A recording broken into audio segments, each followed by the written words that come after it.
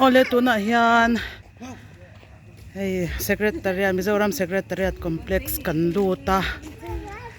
he office hi Mizoram Sarkar office lian le Mizoram Sarkar kaltu kan ti theng chu tiang khop office lian le tangkai ani a hen chei moi le mai office Mizoram office pui berani boka minister te kan officer lian te ho he office he an thutna ni a Mizoram tan chuanin he office tuka tangkai hi omlo ati the hial ome chumi kota chuanin kan han kala he kan han lakwal ver ni new capital oma Mizoram secretariat complex new capital complex ani ro pui khop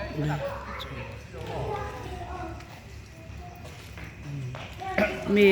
phang le thalak pui ten tam em thina zanin ro chu he te minan thol lai kan han chang theya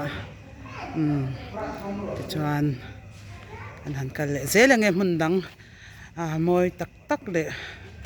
face mundang te pot nang ti dan zel kan tum don ya ho tuna hian mene ko changin khatla kan pan me ka motor chuang chung kan net le min asam po hi dik lo do mai tuna hian khatla kon kan chuak chho don me ka an chei nal an ti khop maya an cover le zoi ang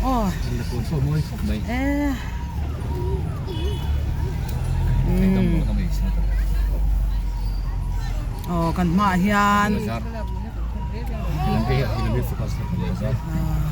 ilahi khatla bazar mi zanin chu he an tam le zual ani hi kon lan chei moi khatla kon moi me manau pang lai nan loma so lai so khatla kon chu nia lo lang tan de te an patam ve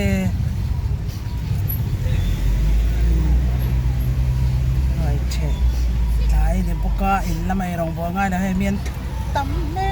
mai helai kon hian chei moi boka ki ta khian Mizo rural bank te pon chei moi ani hi he lai hi a kon lai tak chu ni van nal em traffic azama mi an chwa tam wangin traffic azama mi pui po an thanne ma motor po thanem boka nal le mai ong sira hian ei tu chu sang zuar na saboka nau pang atanga pui tin thin nuam an ti hle helai ko na hian englai puin mi thanem reng ani hi tuna hian zan dar sari chawalania tam to le mai he nau pang la in nuam an ti wi thing nola tlangwal he hian chu hui lara he an kal thelo traffic jam ani hi helai kon chu lon le mai kan kal le zelang kan ma hian governor VIP ta na kan le pel ngam chi alo hay siren are roi mai temple to na hian kan thleng don me ka temple hi orlok zana coffee night nei na mun kha ni ya lai po hi anuama angon hi tin mun poimo tak po ni boka ka hi kan lut chho don to na hian ikhi temple chu ani chuan hi helaya po mi an lo la oma khi so manzada coffee night nei na khani stage ala omani so hey kan ma motor tlan hi VIP motor central lam motor ania so lang lutuk thei lova Ministry of Defense ti ania an motor so AR04 ti ani A7771 ania lang chiang lutuk thei lo eng lutuka lang fia chia thei lo ni hi thalaka chuan tuna hian bazar bung kon hei kan lut le kan thleng phei le mek chunglam khi moi lutuk khi lai hi bazar bung kon hei hian helai po mishing an lo la tam zel mai ti hian kan kwal phei na hi civil hospital ong ti hian kan zo mek khi lai khi civil hospital hi tlem chuan an chei ve ani hi na sari tuk chuan an chei lo na khilai khi lange chuan hei ti hian kan kal zela khi lai khi thang khi civil hospital khun kha ni chuan kan ma son millennium center om le ti hian kan pan phei me ka nào bằng hei khoi lai po hian mi hian tamama ro chu nghe an rồi boy mo mo ang lam bang chi kha mo tor om mia lo thunga kumin Christmas chu anuam le mai ai zo ko pui hi to na hian millennium center kan thleng phei le ton chi lo chen al veng em lai hi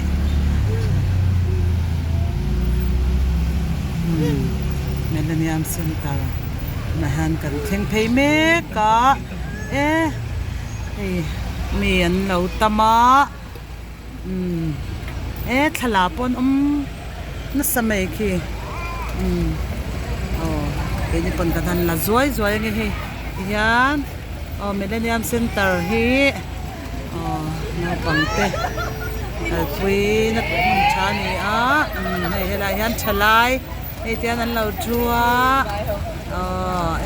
nuam don tuk akota hian ei tu chi sang zorna boka seafood sang te akota hian oma hon lama kan man chong ke ni pon kan ei ve nge yang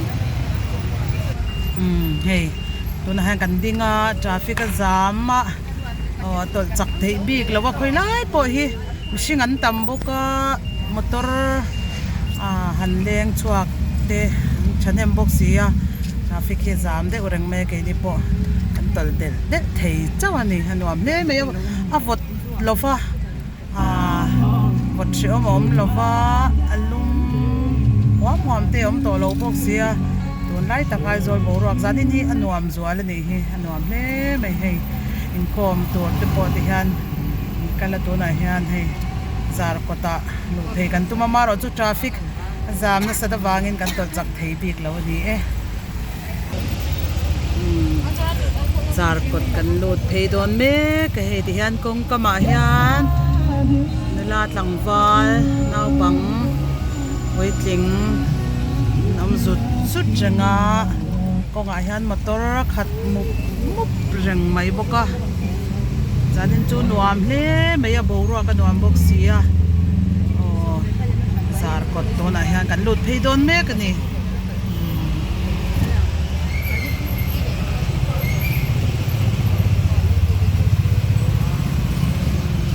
zar kot traffic point kan lut phei do na lau chei nal le hle mei helai po hi nal le mei ei ti hian motor hi atol chak theilawa kal zung theilawa hian thlanga hian hei two wheeler hi ti hian khat ve mup boka ni le na hian motor pa ngai hei ti hian kal chak theilawa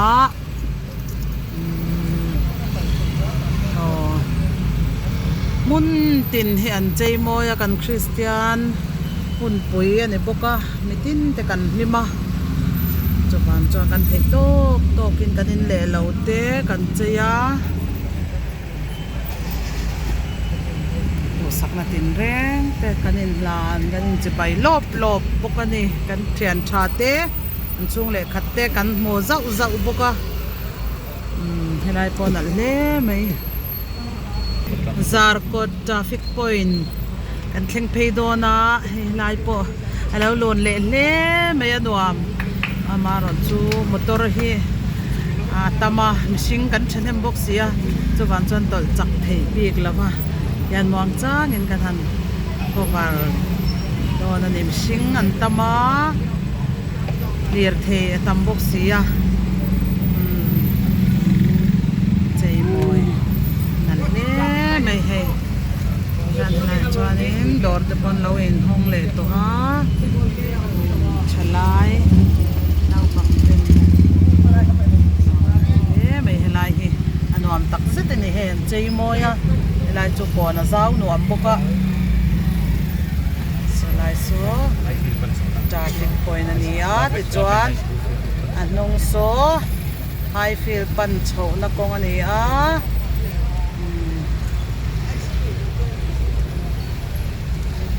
helai hi traffic point bul tak to na han kan dinga motor tam deu wangin tot map khúc mai hei ki la ya khian hun tina hian mi pui lian thei oma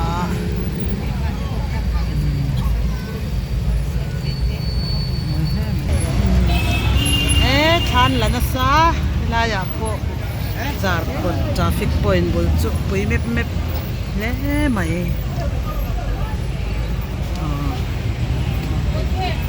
oh hey Christmas putar lau thurui me he tala pui tu pon chane me oh he motor tot sia machine an tam box sia kan du ang po kan la thalu tuk man lo tuna hian chan mari panin kan nan me ka heng lai kan hotel changkang ho po hi ran hotel changkang kan ne ani machine an tama motor tam box sia phim khorangai box sia hei hian chan mari tuna hian chan mari panin kan tlan me ani tuna hei hi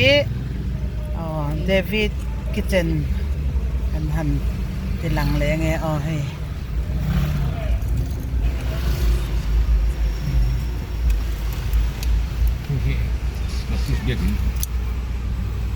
nal he mai helai hi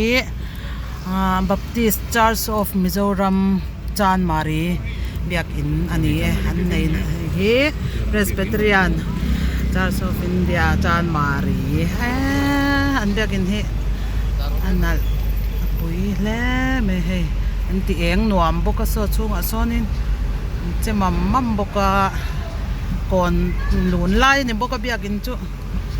tik lai po in eng ut me ni to na hian chal tlang an theng chawa he chal tlang dor kon po alo zam zel maya un tin hi motor tam box si mishing chok wa kan thenem box si ya traffic alo zam zel maya he ni lem chu kan lading ngar me ni chal tlang dor kon an theng chau me kan ni to na hian helai hi dai peng kan thleng thale a he mi puin lo tamin motor tam box sia kwal an phal lo tlat kan kwal thei don lo tlat anan le mai he khai chei nan tuk mai min va tam ve kon sa tan nei me niang kan zuk mu thei lo motor kan chuanga bong kon kan thlen rok ngai don ni mo bong kon kan thleng thale me ka so lai me so bong kon Presbyterian biak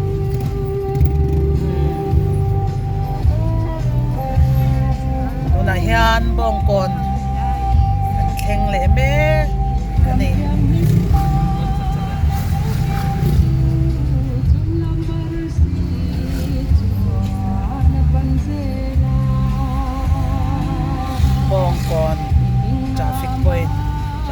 lo la ding ve ra na lam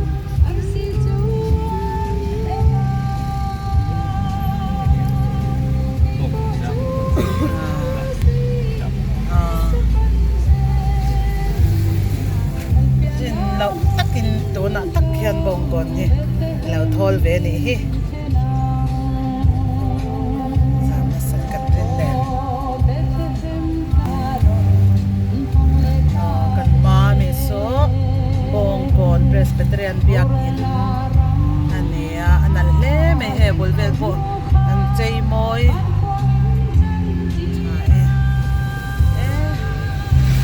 anal le mai presbyterian biak in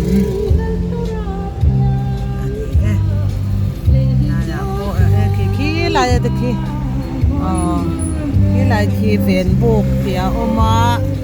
lại khi anh lâu chút chắp bay ven ta cần làm một chiếc lâu khi lại khi